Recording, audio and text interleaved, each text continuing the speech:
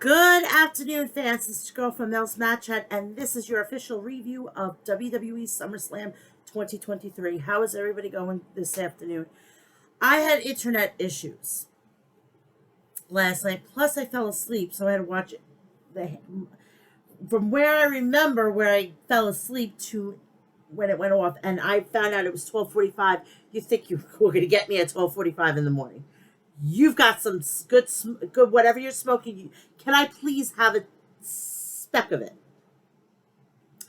But all in all, it was a decent pay-per-view. Way too long, way too long. 8 matches. It should have been over by no later than 11 o'clock. No later than o'clock. I haven't even watched the press conference. I'm just so behind. I've had a weird fucking weekend this weekend. I usually don't go out on a pay-per-view, but I went out and I'm an idiot, But decent pay-per-view. And for the people who thought there should have been 2 more matches, a la Trish, Becky, and Rhea, you're out of your mind. This was a perfect flow, action-packed. Everything was okie dokie. Too bad I couldn't stay up. I'm getting way too old for this. As you can tell, I still have last night's makeup on, people. Okay? I haven't even gotten in the shower. I threw on my Judgment Day t-shirt. I threw on a hoodie. That was my biggest mistake. I should have never done that, but what do I know? I should have never done that in the first place.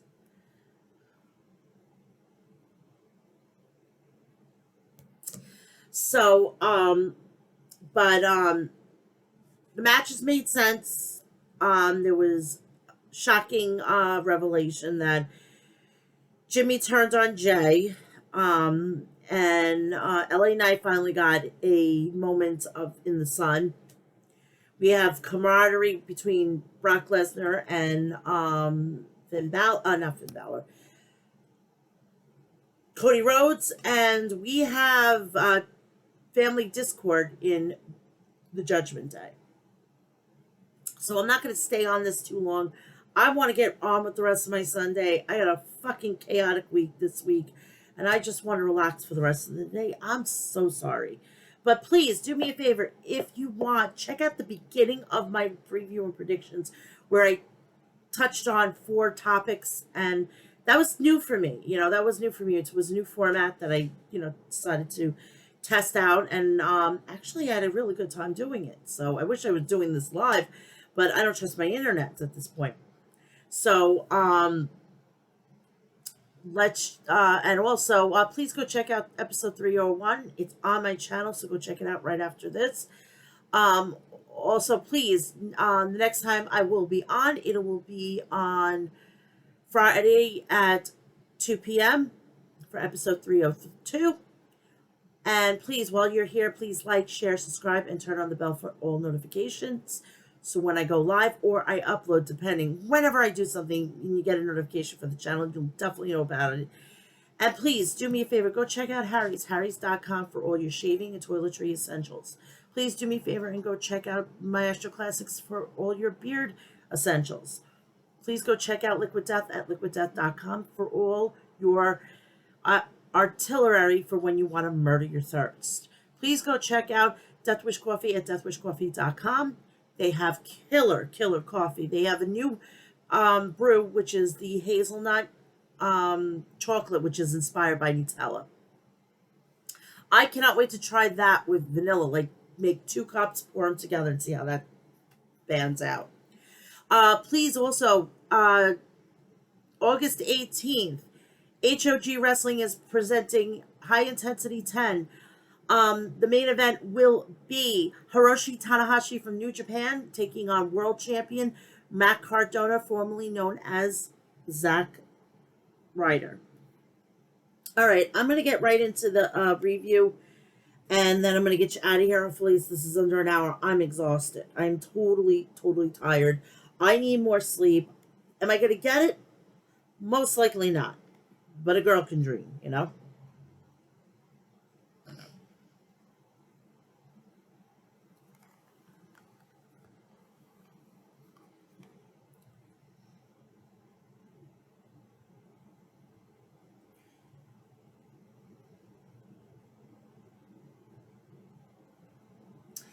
All right, I'm going to not do the pre-show. There was no matches on the pre-show, so it was ridiculous.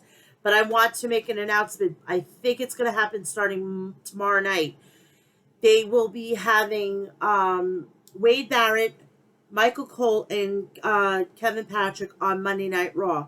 I think it's, yeah, and on SmackDown we're gonna have Corey Graves and Michael Cole. So we are basically just shuffling things around, zhuzhing it up, and I'm looking forward to seeing Wade Barrett get that extra hour on commentary, and he's always a joy to see, hear, and everything like that. Congratulations to them. Variety made the breaking news yesterday, so congratulations to all of them. We started off with Logan Paul versus Ricochet. Ricochet and Logan Paul exchange words before getting physical. Logan pats Ricochet's head and responds. Ricochet slaps Logan. During the fight, Logan attempts a clothesline but misses, allowing Ricochet to counter with a handstand head scissors, followed by a dropkick. Ricochet playfully flints and dives. A dive. But Logan anticipates it and ducks it, resulting in Ricochet doing a dramatic superhero landing. Ricochet then transitions into a waistlock and applies a side headlock. Logan tries to counter with a sunset flip, but Ricochet rolls through and maintains control. Ricochet subsequent kicks misses, giving Logan an opportunity to land a back elbow strike. Logan evades Ricochet attacks and locks him in a front face lock.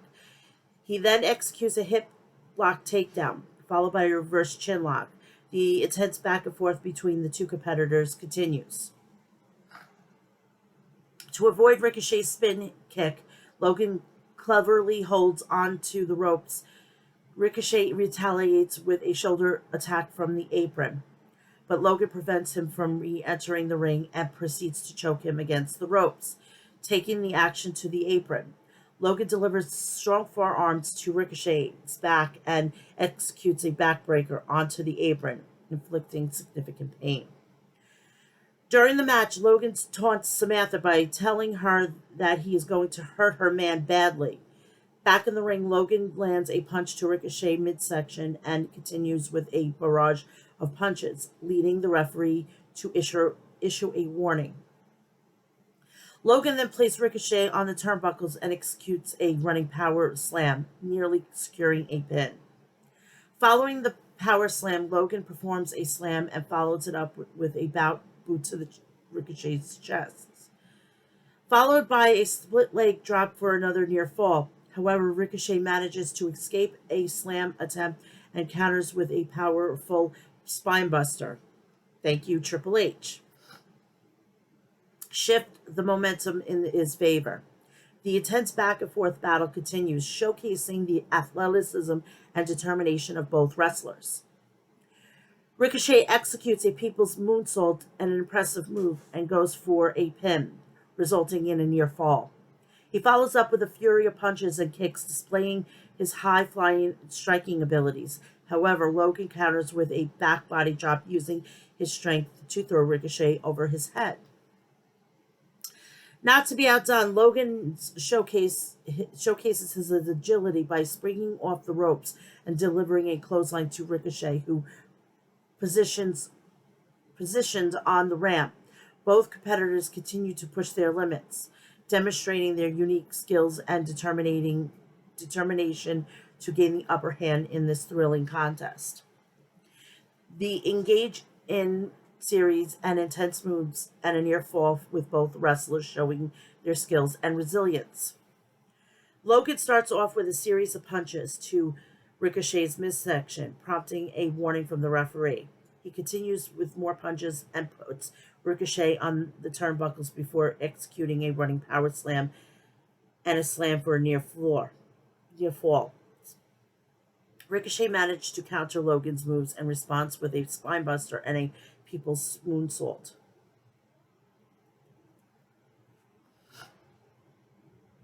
The back and forth continued, with both wrestlers exchanging punches with high-flying maneuvers.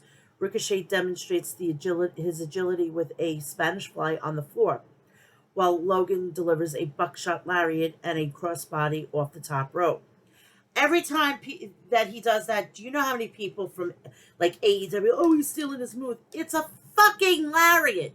Jesus Christ. He's probably, Hangman has probably been like, not the first one that has ever came up with that. He just made it famous. That's it. The match progresses. Ricochet targets Logan's arm with kicks, but Logan counters with a tornado DDT and a springboard splash. Ricochet retaliates with a deton kick, a rolling Death Valley driver, and a springboard moonsault for a near fall. However, in controversy turn of events, Logan gains the advantage when someone hands him a brass knuckles unseen by the referee. He uses them to punch Ricochet and secures the 3 count, emerging the winner of the match. So then after the match, he goes over to and tries to get Samantha Irving to say, and the winner is, and she wasn't having it at all. She was pissed. Now we go into Brock Lesnar versus Cody Rhodes 3, where it's after this it's done. Praise Jesus.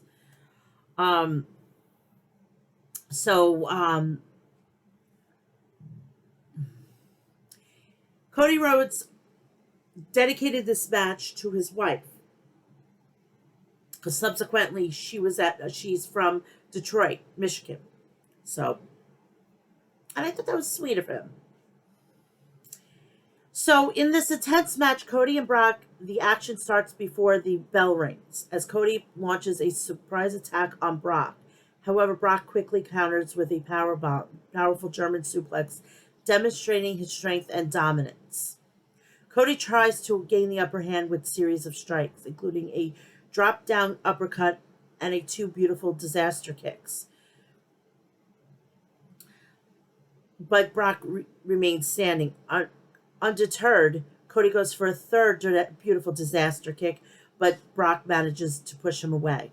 Like he swatted him like a fly. Brock takes control by diving Cody's shoulders into the corner. However, when Brock charges at Cody, he moves out of the way, causing Brock to collide with the ring post shoulder first. Seizing the opportunity, Cody executes a suicide dive to further take the flight outside the ring, followed up with a series of forearms. Brock retaliated by running Cody into the ring post, then sends him back into the ring. He delivers a kick to the back of Cody's leg and tosses him over his shoulders, and with a belly-to-belly suplex, asserting his dominance in the match. The intense back and forth continues, with both competitors vying for control and seeking to outmaneuver and outpower each other.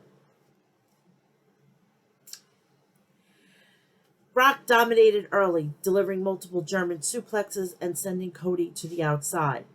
Despite the punishment, Cody shows resilience and manages to beat the count into the ring. However, Brock continues to inflict damage, hitting an F5 on the floor. To everyone's surprise, Cody still manages to beat the count to get back into the ring. This reminded me of John Cena and Brock at the 2013 SummerSlam. It was like he didn't want to quit. And you know John Cena, he never quits. So the battle intensifies, with both competitors exchanging strikes, with Cody resorting to use the exposed turnbuckle and the ring steps to gain an advantage. He lands a series of impressive moves, including beautiful disaster kick, Cody Cutter, and a double jump Cody Cutter, nearly securing the victory, but Brock displays his strength and tenacity, countering with a Kimura lock and an attempt of an F5. Cody capitalizes on an opportunity and sends Brock into the exposed turnbuckle, weakening the powerhouse. He then locks in the Kimura lock of his own, taking the fight to the mat. Despite Brock's efforts, Cody preserves Cody preserves, ultimately hitting 3 consecutive Cody crossroads. Yeah, for the decisive pinfall victory. In a show of respect, both wrestlers faced off after the match. Brock extends his hand and Cody accepts, leading to a handshake and a heartfelt hug, which I fucking teared up. The display of sportsmanship marks the end of the intense battle, with Cody Rhodes emerging the victor and earning the respect of his formidable opponent, Brock Lesnar. I thought it was pretty cool.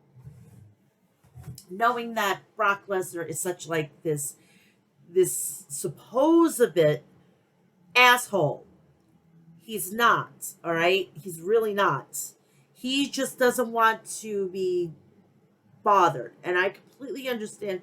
He goes, he does his job, he doesn't want to fraternize. And if he does want to fraternize, it's his prerogative.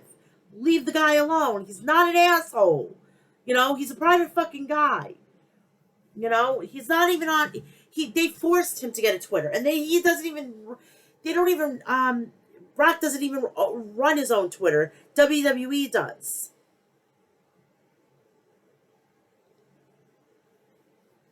That's it. He's not on Instagram. He's not on fucking TikTok. He's not on Threads. He's not on any of that shit. Leave the poor fucking guy alone, okay? He's not an asshole. You're the asshole for fucking goddamn bothering him. He doesn't owe anything to you. None of those superstars owe anything to you. And I don't care. Don't give me the excuse. Oh, but we pay for all of this. That's your choice. Like, it's their choice to tell you to go fuck off and leave me the hell alone. On to the next match. SummerSlam Battle Royal. The SummerSlam Slim Jim Battle Royal. In the chaos of the match, MVP makes a surprise appearance and introduces Omos as the man who will win. Omos enters the ring as the match already started, causing the participants to pair off and engage in intense action. Grimes chops Sheamus, and Sheamus responds with forearms.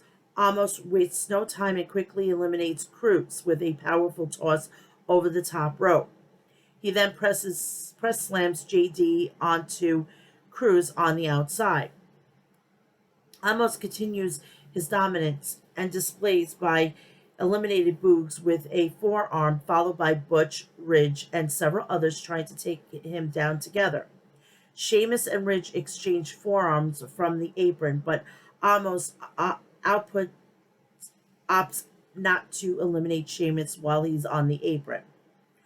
Otis executes a spinebuster on Riddle, but his run ended when Kaiser and Vinci eliminated him. Gable follows with a overhead belly-to-belly suplex to eliminate Vinci while Kaiser knees Gable. Theory focuses on Santos in the corner, delivering shoulders. Ciampa eliminates Ivar, then eliminates Eric with a knee. Nakamura almost falls onto the apron, but is eliminated by Ciampa's final blow, Willow's Bell. Reed runs Ciampa into the turnbuckles and successfully eliminates him by tossing him over the top rope to the floor. Omos enters the ring, showing his dominance by eliminating several participants. However, a group effort by Butch, Ridge, Otis, and other temporary stunts Omos. Despite the efforts of multiple wrestlers, Omos remains a formidable force until he's finally eliminated after everyone gangs up on him. The match progresses. More eliminations occur with wrestlers showcasing their unique abilities and moves. In the end, it comes down to LA Knight and Sheamus as two of the last competitors.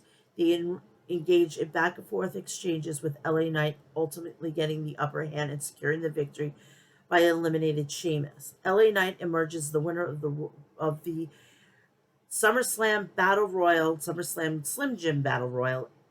His impressive performance solidifies his status as a formidable force in the wrestling world, and completely overdue.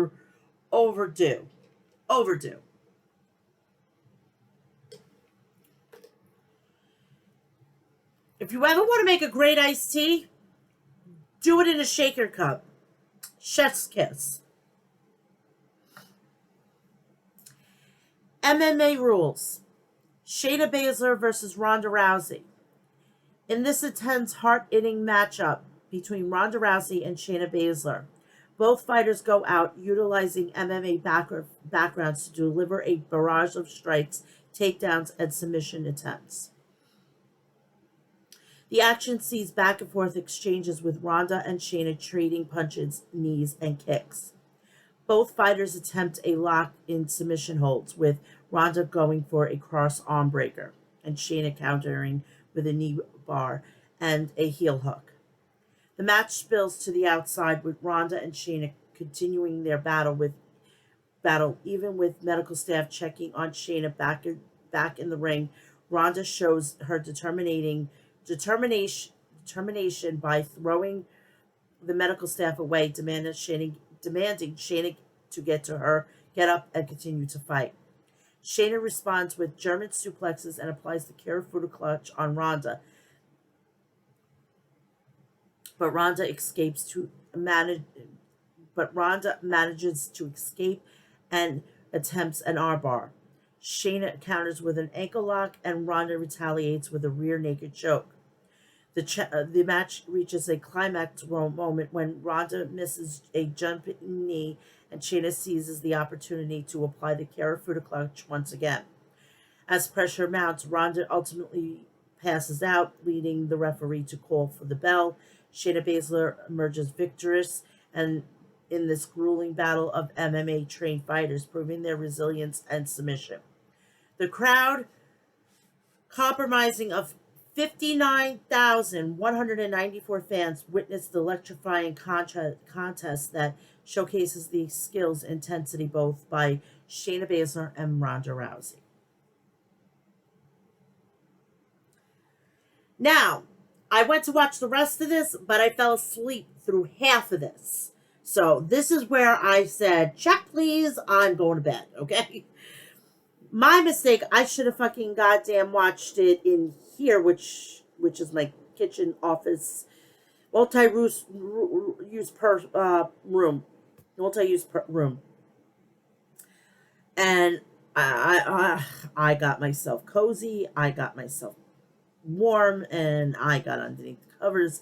And of course I had my fan, I had my air conditioners on. So this girl was comfortable. And that was my mistake. I really should have made a cup of coffee, but oh my God, I didn't want to test it and then I'd be up at 4 o'clock in the morning. We go into Intercontinental Championship match. Gunther versus Drew McIntyre. They exchange some words before locking up. Gunther gains the early advantage with a side headlock and shoulder tackle. However, Drew quickly counters with his own shoulder tackle and a belly-to-back suplex, sorry. The match spills to the outside, with Drew sending Gunther into the ringside barrier, the apron. They return to the ring, and Gunther utilizes kicks and European uppercuts to take control. Drew fired back with a Glasgow kiss, sending Gunther back to the floor. Gunther maintains pressure and forearms and a headlock, but Gunther counters by sending Drew into the ring post and executing a belly-to-back suplex on the ring steps. Despite the punishment, Drew manages to beat the count and gets back into the ring. Gunther continues his assault with kicks and chops, but Drew responds with his own offense, including a butterfly suplex and a short arm clothesline. They engaged in back and forth battle, with neither man giving an inch. Gunther takes Drew down with a clothesline, followed by a German suplex, but Drew rises and delivers another clothesline. The two wrestlers exchange chops, and Drew executes two overhead belly-to-belly suplexes. As the match progresses, Drew sets up a Claymore kick, but Gunther rolls to the floor to avoid the devastating move. The action remains immense, with both competitors fighting fiercely to gain the upper hand and in this hard-hitting encounter. Back in the ring, Gunther control, continues continues his assault with kicks and clotheslines, while Drew responds with punches and suplexes. The two wrestlers engage in a brutal exchange of strikes, chops, and forearms, neither giving an inch to the other. The match sees multiple near falls and exciting moments, with both Gunther and Drew coming close to securing the victory. Gunther's frog splash and slaps to the back of Drew's head, displaying his aggressiveness, while Drew's Claymore kick and powerbomb shows his determination to reclaim the championship. As the match nears its climax, Gunther counters Drew's attempted powerbomb off the turnbuckles, and after a fierce exchange of chops, Gunther delivers a splash, chop, and a devastating powerbomb for a 3 count. Gunther emerges victorious, successful, retaining the championship and proving himself as a formidable champion in hard-fought battle against Drew. Both wrestlers showcase their skills and determination, providing an exhilarating and memorable championship match.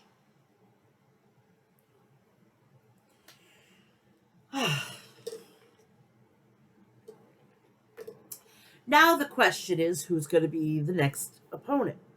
Do we keep doing this, or do we start finding, maybe, you know who would benefit this? I think would benefit this the most is if Braun Breaker comes up after the Royal Rumble, after we know he's got the record. Royal Rumble goes right after fucking Gunther, if he's in the Royal Rumble.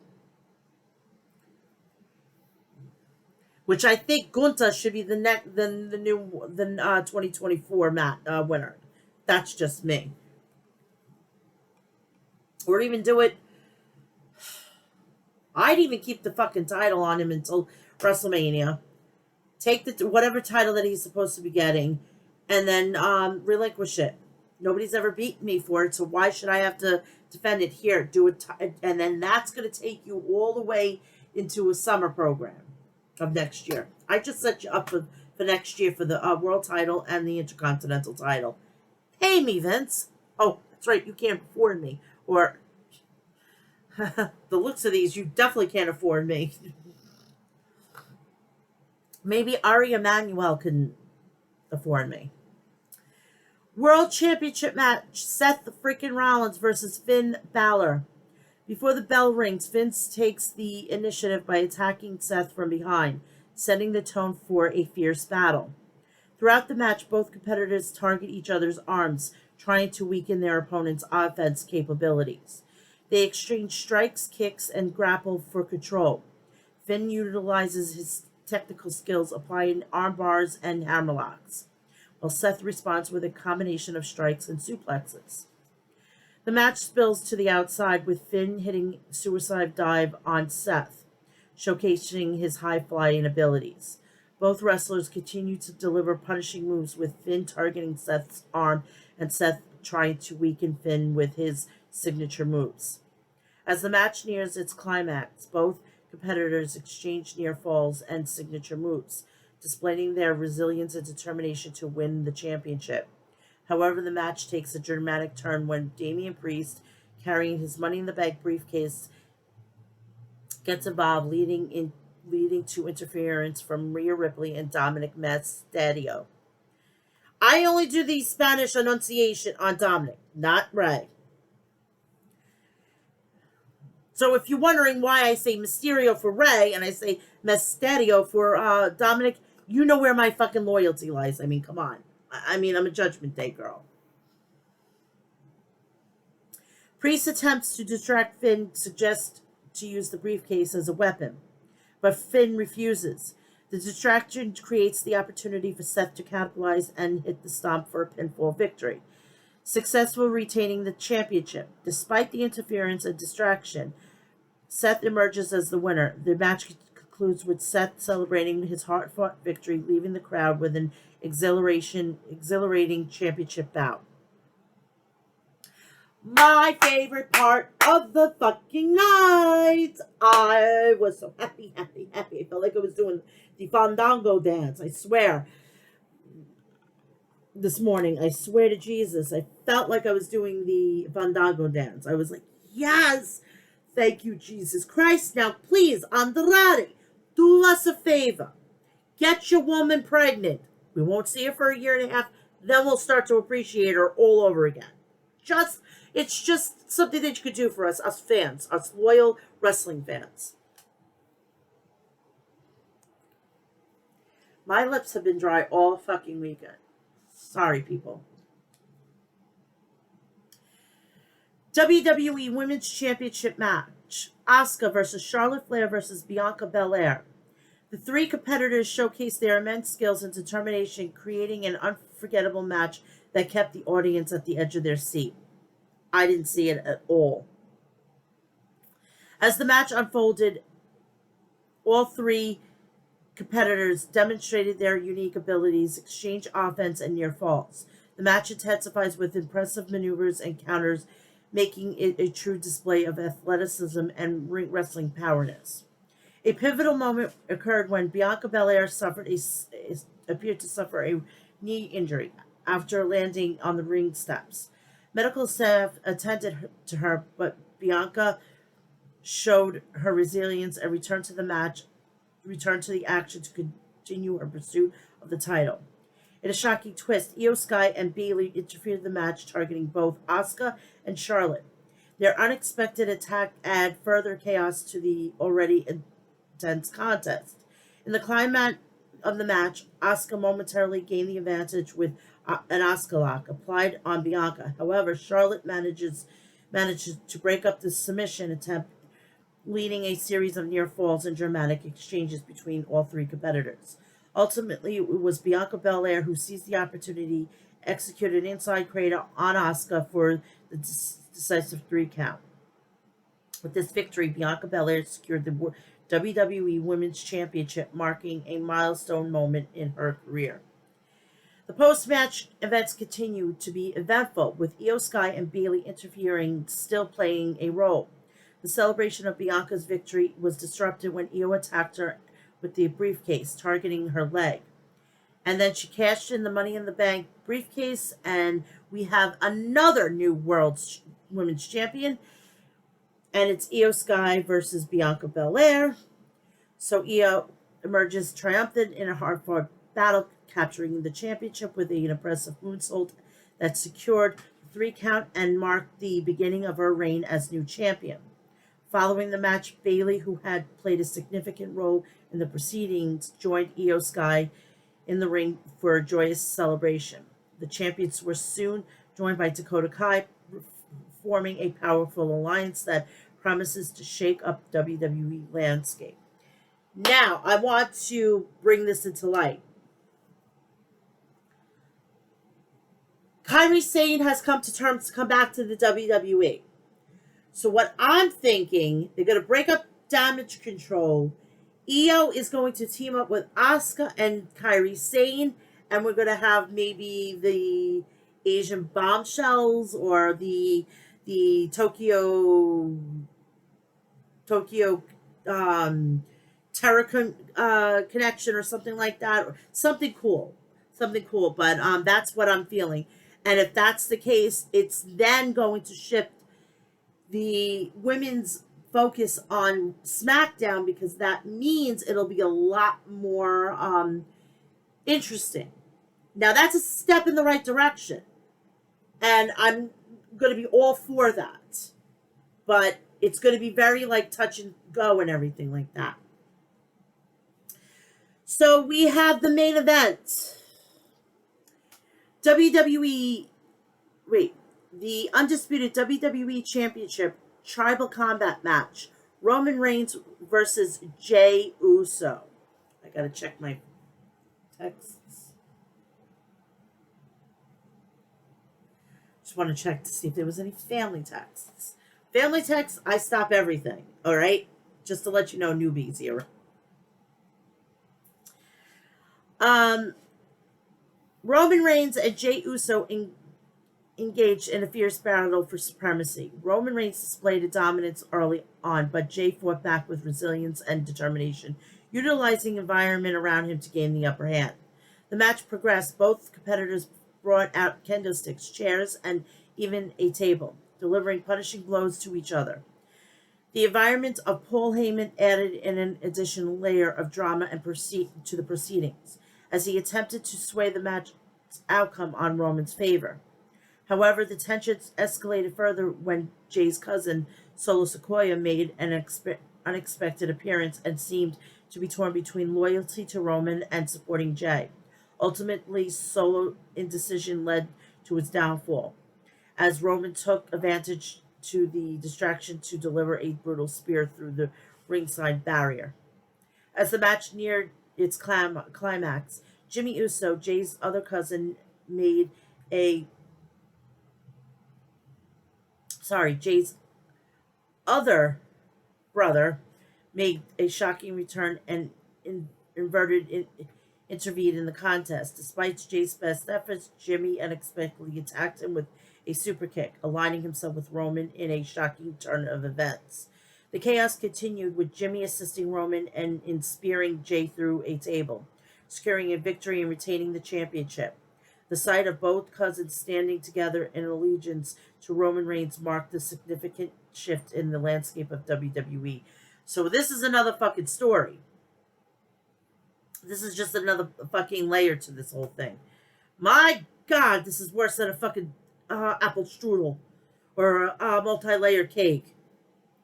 The match showcased not only physical power of the competitors, but also complex dynamics of family loyalty and betrayal.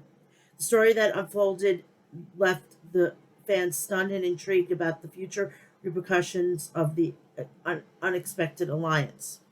So as Roman Reigns stood tall with the championship held high, flanked by his newfound allies, Jimmy and Paul Heyman and the WWE Universe left in awe, wondering what the consequences this unexpected union would bring to wrestling world. Oh.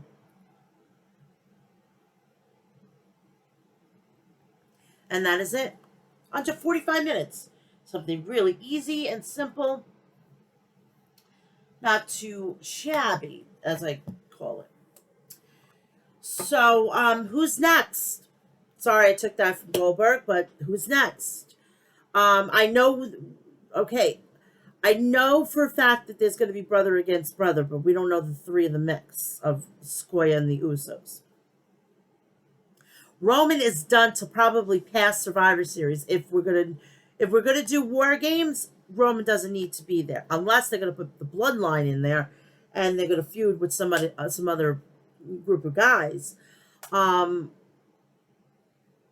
I think no, Roman. The Bloodline was in there in the first main roster War Games, so he's done. So we need to start thinking. Maybe we could start putting Seth in that place. I would like at Payback Raquel Rodriguez versus Rhea Ripley. Main event. Give it to her. Give her back what she lost at WrestleMania because of the tag team title. And then everybody will be happy. Everybody will shut their mouth. And we don't have to worry about it. And you know what? For the people who complain that Becky Lynch was at home and everything like that, you know what? That's actually good for her daughter, you know? Seth is there. He can handle himself. Becky, you know, be home with the baby and be home with her daughter. Spend extra time. She didn't have to go do a house show. It's a win-win situation. Hey, if I'm not needed, I'm not going to... I might as well be at home. The thing is, if I was a WWE superstar, if I am not needed, I don't have a problem. I'll go and do whatever I need to do that needs to happen. But if they're not going to use me, they're not going to, try to fit me in to do a quick guest spot, my ass is on my way to being home. And that's just plain and simple. So, that is it. That is it. And if we've come to the end of the review of SummerSlam. I hope everybody enjoyed last night and early this morning. I'm going to go watch reviews. I'm going to go watch the press conference. I'm going to go take a shower. But first, I've got to straighten up my room. It's like I'm trying to keep everything together, but it's not working out at all. I still, like, I'm in a no fucks mood at this point. I mean, it's not messy. It's just, I just put things on things and I don't put them where they're supposed to. It's this thing I have. But please, do me a favor. Please check me out on Threads, Facebook, Instagram, Twitter, or X, and TikTok. All Mel's Snapchat. Please like, share, and subscribe this video. Do me a favor and subscribe to this channel. Turn on the bell for all notifications so you know when I go live, you'll know about it. Please also do me a favor and go check out my Astro Classics at myastroclassics.com. Please go check out Harry's at harrys.com. Go check out Liquid Death at liquiddeath.com. And please go check out Deathwish Coffee at deathwishcoffee.com. Please go check out HRG Wrestling at hrgwrestling.net. And if you want to watch their next events and you can't get there, please go check out the Premiere app. It's $9.99 a month. So I will see you all this Friday for episode 302. I am hoping that I get to go live. If not, it's most likely going to be recorded. You have a great day and enjoy the rest of the stuff that's on my channel. All right. I'll see you on Friday. Have a great rest of your weekend. Love you all. Bye.